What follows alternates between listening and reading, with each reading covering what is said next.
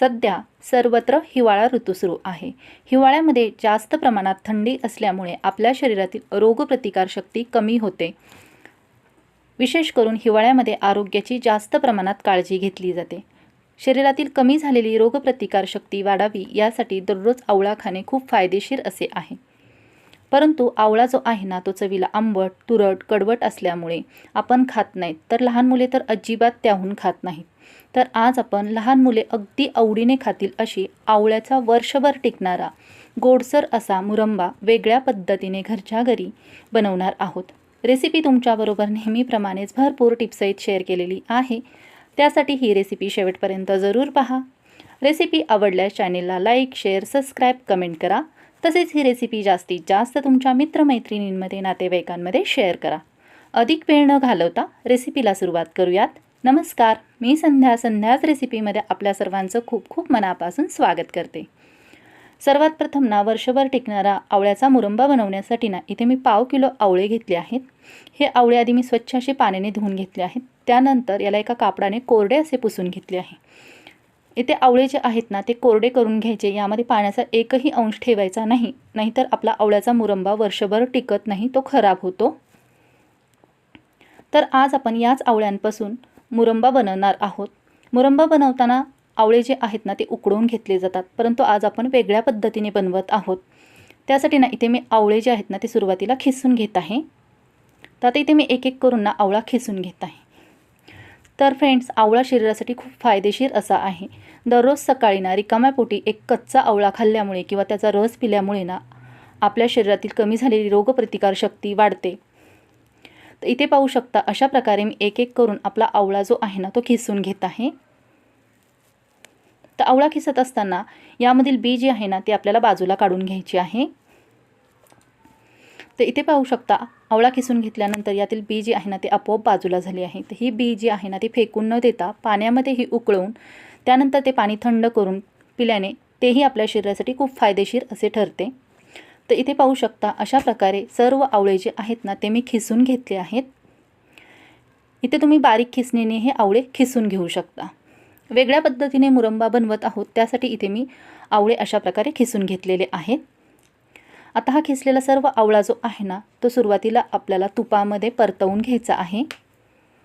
त्यासाठी इथे मी गॅस चालू करून कढई गरम करण्यास ठेवली होती। कढई गरम झालेली आहे, गॅसची फ्लेम मीडियम ठेवली आहे। तर आता या कढईमध्ये ॲड करत आहे 1 चमचा साजूक तूप। तूप वितळले गेले की यामध्ये मी आता लगेचच ॲड करत आहे खिसून घेतलेला सर्व आवळा।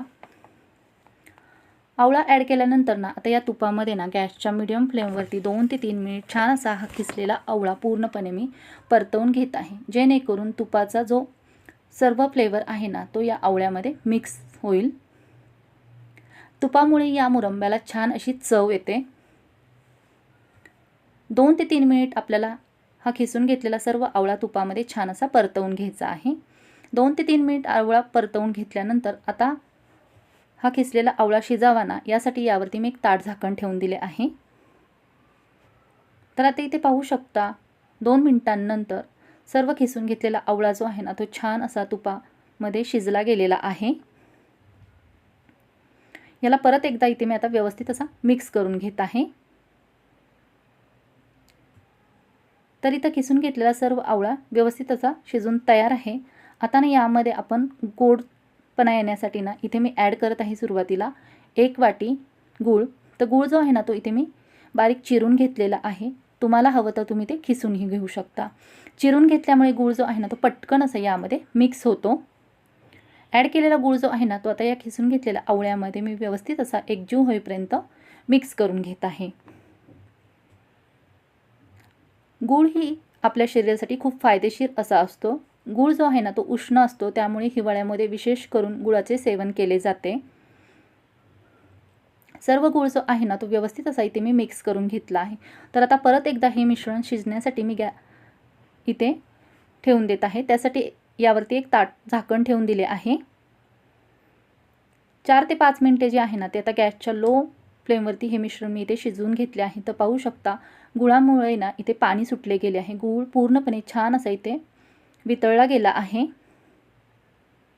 व हे मिश्रण जे आहे ना ते छान असे रसदार तयार झालेले आहे इथे। तर आता हे आवळ्याचे सर्व मिश्रण परत एकदा व्यवस्थित असे मी मिक्स करून घेत आहे। तर हा आवळ्याचा मुरब्बा जो आहे ना तो आपल्याला वर्षभर टिकावा ना, तसेच छान असा रसदार व्हावा ना, यासाठी मी यामध्ये आणखीन पाव वाटी गूळ ॲड करून घेतला आहे।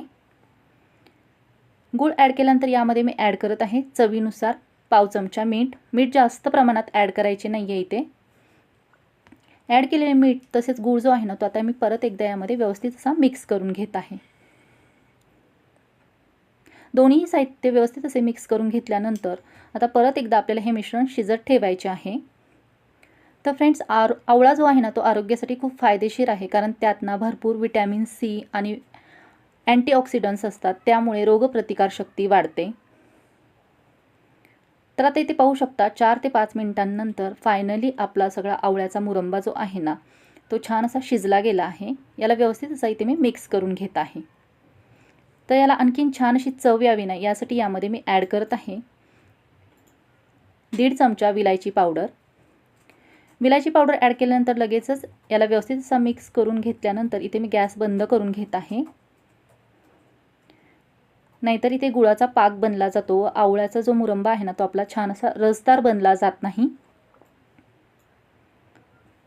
तर पाहू शकता मस्त असा आपला वर्षभर टिकणारा आवळ्याचा मुरंबा जो आहे ना तो छान असा इथे तयार झाला आहे। याचा कलर पाहू शकता, टेक्स्चर पाहू शकता, किती छान असे दिसत आहे। तर फ्रेंड्स, हा आवळ्याचा मुरंबा जो आहे ना दररोज 1 चमचा खाल्ला ना तर आपली पचनक्रिया सुधारते, केस आणि त्वचेचे आरोग्यही चांगले राहते, वजन कमी होण्यास मदत होते, तसेच आपल्या मेंदूचे कार्य जे आहे ना तेही सुधारते, रोगप्रतिकारशक्ती आपली वाढते। तर आता हा आवळ्याचा मुरंबा जो आहे ना तो थंड करून घेऊयात। तर इथे आपला पूर्णपणे छान असा आवळ्याचा मुरंबा थंड झालेला आहे। मस्त असा खाण्यासाठी हा तयार झाला आहे। दररोज सकाळी रिकाम्या पोटी हा आवळ्याचा मुरंबा 1 चमचा खाल्ल्याने याचे भरपूर असे फायदे आपल्या शरीराला मिळतात। आपल्या शरीरातील बद्धकोष्ठता जी आहे ना ती दूर होते, तसेच शरीरातील विषारी पदार्थ म्हणजे टॉक्सिन्स बाहेर काढण्यास आवळा जो आहे ना तो मदत करतो। हृदयासाठी पण फार फायदेशीर असा आवळा आहे। हृदयाच्या आरोग्यासाठी आवळा फार असा उपयुक्त आहे।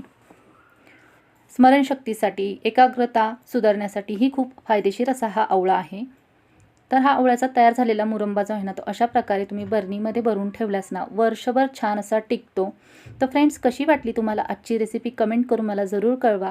रेसिपी जर आवडली असेल ना चॅनेलला लाईक, शेअर, सबस्क्राईब, कमेंट करा। तसेच ही रेसिपी जास्तीत जास्त तुमच्या मित्रमैत्रिणींमध्ये, नातेवाईकांमध्ये शेअर करा। रेसिपीसाठी लागणाऱ्या सर्व साहित्यांची यादी डिस्क्रिप्शन बॉक्समध्ये दिलेली आहे। व्हिडिओ शेवटपर्यंत पाहिल्याबद्दल धन्यवाद।